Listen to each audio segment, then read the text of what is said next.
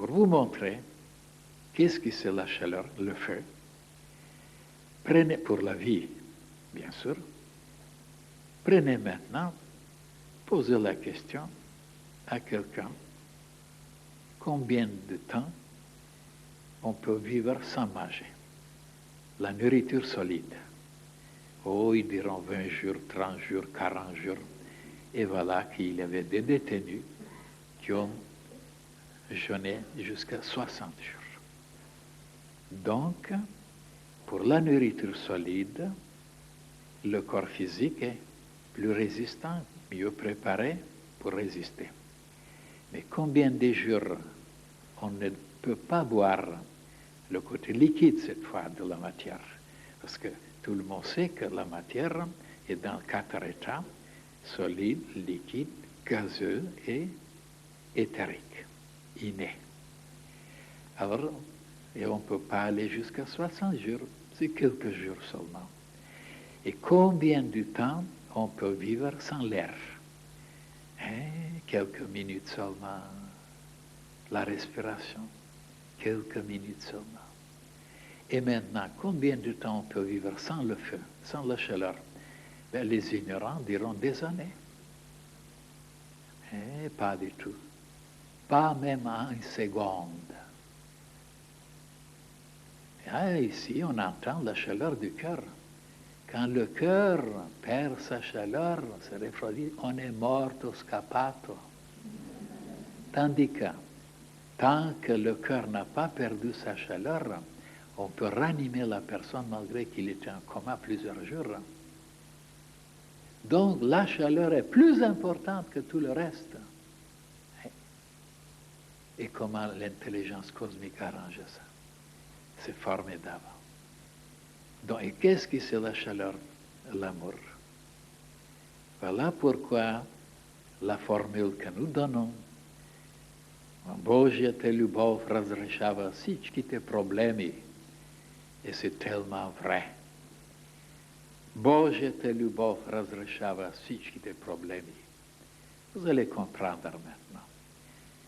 Quand vous tergiversez, quand vous réfléchissez, quand vous pesez, vous mesurez, vous calculez sur quelque chose, quelqu'un qui vous doit, et vous vous querellez, vous disputez, vous ne vous arrangez pas, parce que l'amour n'est pas là. Et voilà que vous décidez d'appeler l'amour, d'un seul coup vous dites « Ok, oui, d'accord », et vous serrez les mains et vous embrassez. Comment ça se fait que l'amour résout tous les problèmes? Seulement on ne l'appelle pas. On n'a pas besoin d'amour. Mais on a un autre amour là. On parlera tout à l'heure. Comment il s'appelle, je ne sais pas. Mais vous m'aiderez pour le trouver. Alors, mes chers frères et sœurs, la chaleur. Et qu'est-ce qu'elle fait, la chaleur? Il y avait dans l'école, il y avait quelqu'un de, comment vous dites là, Cancre. Voilà, un Cancre. Mais alors, d'une célébrité. Vous allez voir s'il est célèbre. On lui a posé la question, le professeur, comment la chaleur agit. Il a dit, la chaleur dilate les choses. Voilà la preuve. Pendant l'été, les jours sont prolongés, pendant l'hiver, ils sont raccourcis. C'est formidable, quel travail. Même en méditant, on ne trouve pas ça. Les journées s'allongent à cause de la chaleur.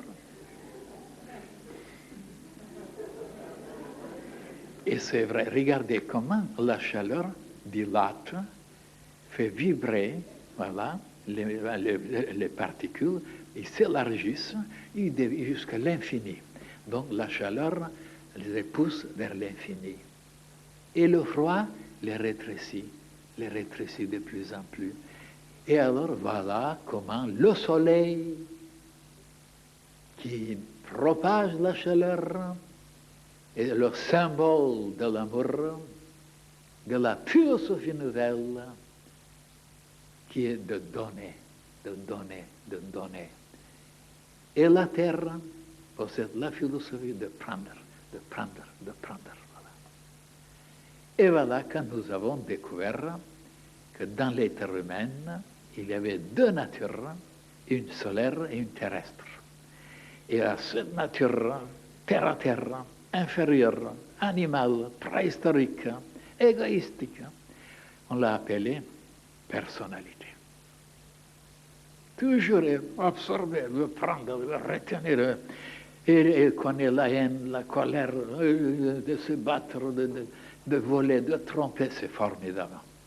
Et il y a une autre nature en nous qui est céleste, qui est divine, et qui est solaire, qui dilate. Alors, c'est la nature que nous avons appelée individualité, la nature divine. Alors, nous avons fait des conférences là-dessus, alors peut-être il y en a une centaine, qui expliquent tout ce qui se passe dans l'univers, dans la vie, comment les gens agissent, et ceux qui sont en bas, ceux qui sont même qui gouvernent les pays, comment ils sont ignorants de connaître qu'ils ont deux natures et qui ne se rendent pas compte sur l'influence de quelle nature ils agissent, ne sont pas conscients, ils sont ignorants. Alors on explique tout avec les deux natures. Et je vous ai donné des méthodes, comment se surveiller, comment s'analyser, comment s'observer, chaque jour, pendant la nuit même, dans n'importe quelle situation, pour se rendre compte sur quelle influence vous êtes. Est-ce que c'est la nature inférieure qui vous pousse, qui vous conseille, qui agit, et que vous marchez stupidement, aveuglement, ou alors c'est la nature divine qui vous pousse. Ben, on n'est pas conscient, on ne sait pas, on agit en pensant que c'est lui-même. Dans les deux cas, c'est lui-même. Bien sûr, lui-même, mais il y a deux côtés. Tout est polarisé dans la vie. Le côté négatif et positif. Mais alors tout, l'univers tout entier, le bien et le mal, le froid, la chaleur, la lumière et les ténèbres, la joie et la tristesse, tout est polarisé. Alors, chez nous, c'est la même chose, tout est polarisé. Et de ne pas savoir quand la nature inférieure ténébreuse nous pousse, c'est l'ignorance inouïe. Et tout le monde se trouve là.